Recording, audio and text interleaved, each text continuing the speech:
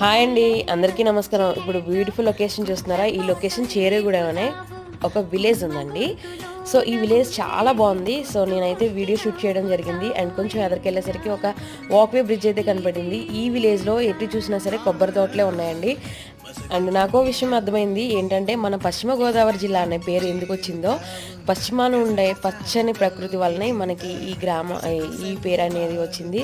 సస్యశ్యామలంగా ఉంటుందండి మన మన పశ్చిమ గోదావరి జిల్లా. అలాగే ఈ పశ్చిమ గోదావరి జిల్లాతో కనెక్ట్ అయిన గ్రామాలన్నీ కూడా చాలా అందంగా ఉంటాయి. ఎటు చూస్తే పంట పొలాలండి. సరే, ఈ విలేజ్ లొకేషన్స్ ఎంతమందికి నచ్చిందో కమెంట్ చేయండి.